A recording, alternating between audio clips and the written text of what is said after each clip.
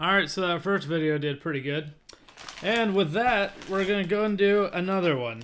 And since they sold out of the mystery decks, hopefully we get some good ones here in this one. I got the ones in mind that we're looking for, okay? If we were to pull another Makers, okay, I wouldn't be upset, okay? This one, if we pull any of these, like a double, except for the Makers, I don't know if I could bring myself to open it. If we pull any doubles of any of them, we'll go ahead and we'll do an opening of them. But I love keeping my cards pristine in the cellophane, and it's just a personal preference of mine. I like having them all pristine. Regardless, let's go and get into it. All of these seem to be really sealed, unlike last time where we had one that was not. And by the way, before I look, what we're looking for is the Dan and Dave Smoke and Mirrors. There's like one that's gilded. I would love to pull that. I don't think we're going to pull it. It's probably the rarest one in here. I'd like to pull that one. There's one with like kind of a labyrinth on it, a maze. I'd love to pull that one. And the third one, I wish I knew the names of these. Either Cabinetarium is also on there as well. But the one that I really liked was one with a figure with wavy arms on it. I'll try and put images on the screen of what those look like. But yeah, let's go ahead and get into it. Starting with, one I do not have. The Lady Moons. I do not have the Lady Moons. Lady Moons came out last year, I believe. And these should be probably right around the $20 range. I think they're about the $20 range. They're very, very pretty. Very, very nice. Definitely good grab for me. A lot of other people probably already paid for them and already got them. But, okay.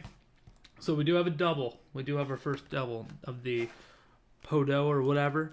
So I'm going to go ahead and open these things. Ooh, these things are actually really pretty.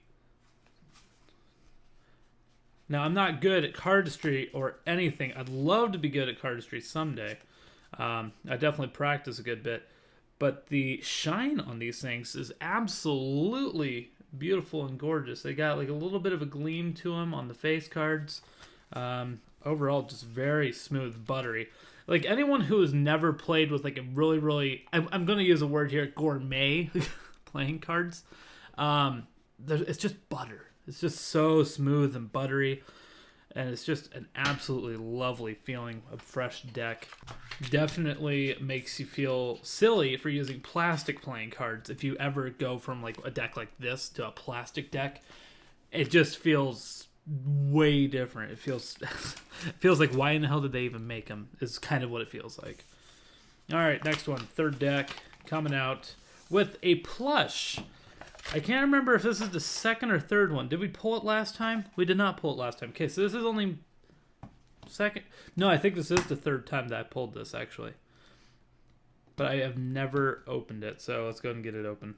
The tuck box is so smooth. It's velvety. It's got it is plush-like in its texture. And then I knew what the back of the cards look like because they look very felt-like. Or they look plushy. And, okay. Okay, so they have the double-sided. And then for the bonus card, they also have one that's golden. That's an interesting one. I'm not really sure why they went with that pattern. The face cards are definitely the normals, the quartz. Everything else is pretty much normal, except that you got some blank cards. So, absolutely very, very cool deck. Originally, I didn't know that this was actually soft. It looked soft, but it is a very, very dense box. Sorry, I don't think I gave 15... 12 or 15 was what that one was. The plush deck, I think, is like about 12 or 15 as well. I'd put it towards 15 just because of the tuck box itself. It's absolutely beautiful and amazing. Off to deck number 4. Okay. Come on. Show me what's inside. Ooh, new one. This is a brand new one. The Sons of Liberty playing cards. Established in 1785. Made in America, blah, blah, blah. Designed by Jeff Trish. I have never, ever heard or seen this one before. But it is an absolutely beautiful tuck box with a little bit of shine to it. textured, absolutely beautiful. The Dan and Dave Playing Card Company. Not sure if I could find a price on that, but with the tuck box being as nice as it is, I'd put it definitely at least $15, probably closer to $20. Moving right into deck number 5, though. I don't like lollygagging around. Bruce Lee's. God dang it. This deck keeps showing up, okay? It just does. Just does. I don't like these cards. I just do not. This is probably the 4th time I've gotten this deck. Oh my god, I have no nails. Okay, I need a tool. But the Bruce Lees have even gotten to the point of where I think that they tried to clearance them out just because they cannot get rid of this. I mean, there's nothing wrong with the deck itself. It's not my thing. This is just not a deck for me, and I am just destroying this thing. Oh, it's fine. But like each of the cards just has a different phrase on it. Be water, my friend, and just even the court cards don't have anything. It's just words. It's not a deck that I prefer at all. It's something cool to have, I guess, but it's just nothing special. Okay, and that's what I'm after. I'm after some stuff that's like really, really cool and special. Very much indie artist is what I love. I love supporting all the indie artists as much as I can. And although it has like a cool back to it, it doesn't really have anything that looks like really cardistry to me or anything. It's just a deck. It's just a deck of cards. It's nothing special, nothing major, nothing to go woo about. It's just a deck of cards. $12 is what I'd put that one at, even though I would probably put it more closer to a $5 deck. There, I said it. Sue me. All right, the last deck. Can we pull one of the 3, 4? 4. There's 4 decks, right? One of the 4 decks I wanted to pull. We did! Ooh, the best for last, baby. Woo! Okay. We did pull the Labyrinth one, and I will definitely not be opening this one. But it does say on it, says void if removed. And the current theory about it, we haven't gotten much details about it. And there's really no writing on it whatsoever. But, I mean, there's literally no writing anywhere on this at all. And I'm very much in agreement about this. This does look like a shout out to The Shining. This definitely looks like the maze that is in The Shining. I'll definitely pull up an image. I'll have that kind of side by side with it. But yeah, absolutely great pull. This was one of the better ones that I did want to pull just because it's mysterious and the whole void if removed thing. I just don't know how to feel about that. The Sons of Liberty is also a very, very great pull. I'm excited to see more about that one. Oh, by the way, we'll check eBay price on this one. I'm going to put him closer to a 30 because I believe that this is one of those only available in the mystery decks. But the Lady Moons was a great pull. These 3 were absolutely great pulls. Having a duplicate of the plush is definitely something that I love because I just love plushes a lot. I have a huge plush collection. And these guys, originally I was a little bit bummed, but once I opened it and saw what the actual cards look like, they're actually pretty good. I do love those. It would be definitely fun for me to break out during a session of poker or something like that to bring out those.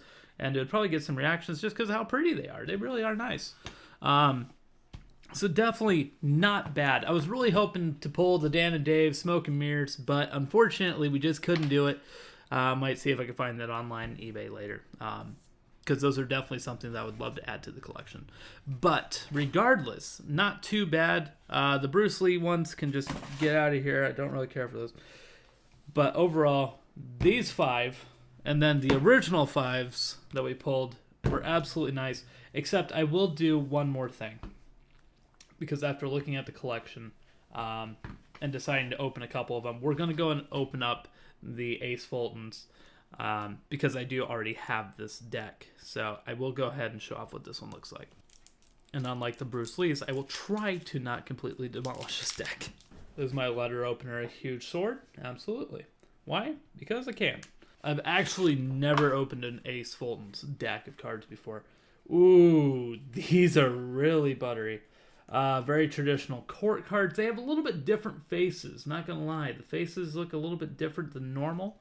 Nothing wrong with that, though. Ace Fulton's Ace of Spades is, of course, the Ace Fulton.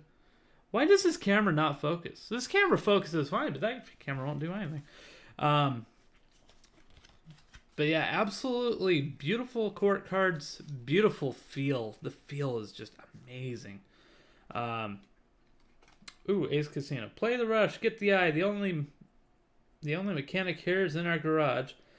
Hold your own and have a drink on us. Bring the grease, feel the heat. Blah, blah, blah, blah, blah, blah.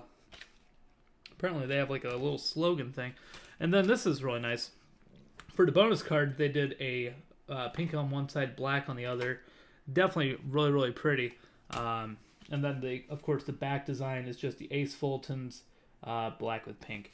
Absolutely beautiful. And I think in the previous video I called these the pink Ace Fultons. These are actually the blacks. Ooh. Inside the tuck case, we got it all over the inside. We got the Fultons.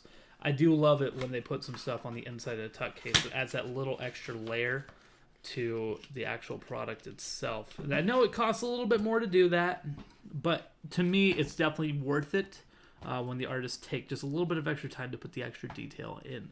The same way with like if you have something that's like raised at all, like the antlers. These are absolutely beautiful, and it's just raised slightly. Like you can see, kind of like the light bouncing off of it.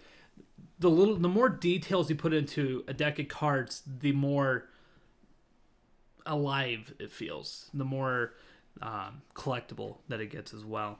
I do love it when they put numbers on things. Unfortunately, I don't think I got anything with some numbers on them. But overall, great pull. Ace of Art of Play. I will link back down below in the description as always. And hopefully we'll be back next year with some more mystery decks. If they put some out in the summer, I'll be back. But that is going to do it for this season of the mystery decks. Hopefully you guys enjoyed, and I'll see you guys back here in the next episode. Good night.